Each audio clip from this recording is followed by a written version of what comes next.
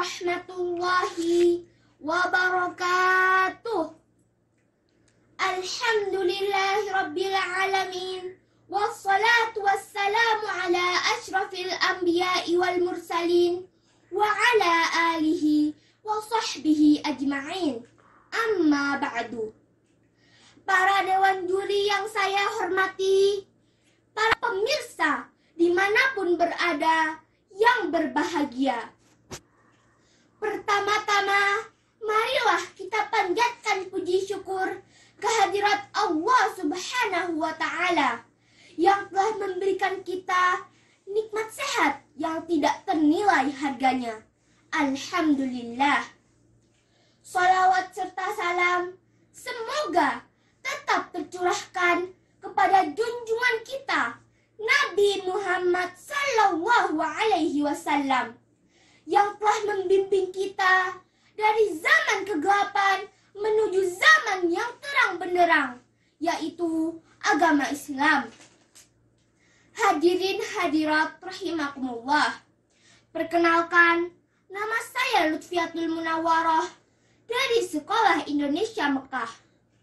Pada kesempatan kali ini, saya akan menguraikan pidato yang berjudul Al-Quran sebagai pedoman hidup.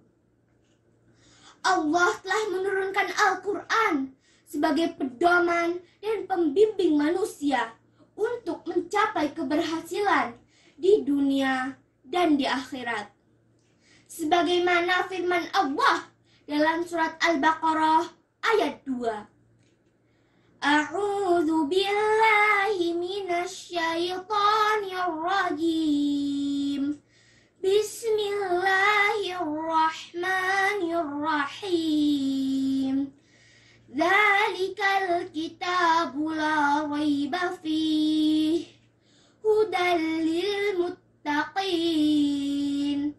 Yang artinya, kitab atau Al-Quran ini tidak ada keraguan padanya, petunjuk bagi mereka yang bertakwa. Dari ayat di atas jelas bahwa Al-Quran merupakan sesuatu yang mutlak sebagai petunjuk bagi orang yang bertakwa. Al-Quran juga disebut sebagai Al-Furqan atau pemisah antara yang benar dan yang salah. Al-Quran juga membimbing kita menuju jalan hidup yang lebih baik dan berkualitas. Manusia perlu senantiasa menyadari bahwa kehidupan di dunia hanyalah sementara. Akhiratlah yang menjadi tujuan akhir kehidupan sejati. Untuk mencapai kebahagiaan di akhirat, Allah telah menunjukkan jalannya melalui Al-Quran. Dunia dan akhirat adalah ciptaan Allah. Maka Allah lah yang paling pantas memberikan petunjuk bagaimana kita bisa mencapai kesejahteraan di dunia dan di akhirat. Jadi, tidaklah masuk akal apabila manusia tidak berpedoman kepada Al-Quran. Sebab hanya Allah yang mengetahui segalanya tentang manusia dan bumi yang diciptakannya. Hadirin hadirat rahimakumullah. Nabi Muhammad merupakan satu-satunya manusia yang berhasil memimpin umatnya dengan waktu relatif singkat, yakni hanya kurang dari 23 tahun. Tetapi beliau memimpin umat sukses sebab Rasulullah berpedoman kepada Al-Quran. Karena itu, pada detik-detik terakhir sebelum wafat, Rasulullah berpesan agar kita tidak meninggalkan dua pedoman hidup, yaitu Al-Quran dan Sunnah Nabi. Jika kita berpedoman kepada keduanya, niscaya kita tidak akan krisis dan sesat.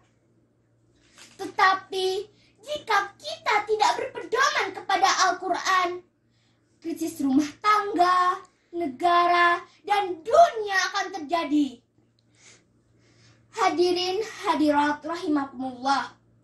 Untuk menjadikan Al-Quran sebagai pedoman hidup, kita perlu menjalankan prinsip 5M. Apa saja prinsip 5M itu? Prinsip 5M yang itu. Yang pertama, kita harus mengamati Al-Quran dan meyakini bahwa Al-Quran dapat menyelamatkan kita di dunia dan di akhirat.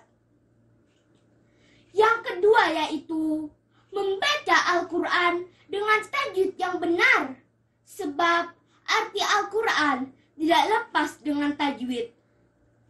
Kemudian yang ketiga yaitu berusaha memahaminya. Kemudian yang keempat yaitu mengamalkan semampu kita, bukan semaunya. Dan yang kelima yaitu mendakwahkan Al-Quran, yakni mengajak orang-orang untuk mengamalkan apa yang diperintahkan dalam Al-Quran sesuai dengan prinsip amar ma'ruf nahi mungkar, yaitu mendorong pada kebaikan dan mencegah kejahatan.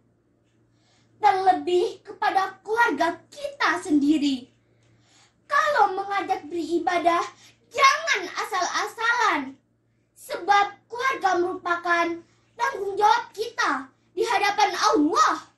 Tanggung jawab orang tua pada anaknya bukan sekedar memenuhi kebutuhan pakaian, makan, dan minum, melainkan juga mengajak untuk beribadah kepada Allah Subhanahu wa Ta'ala. Inilah prinsip yang harus kita jalankan. Al-Quran sebagai pedoman hidup. Hadirin hadirat rahimakumullah. Demikianlah yang dapat saya sampaikan tentang Al-Quran sebagai pedoman hidup.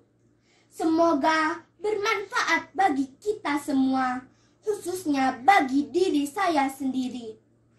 Jika ada jarum yang patah, jangan disimpan di almari. Jika ada kata-kata yang salah, mohon dimaafkan sepenuh hati. Wabillahi taufiq wal hidayah. Wassalamualaikum warahmatullahi wabarakatuh.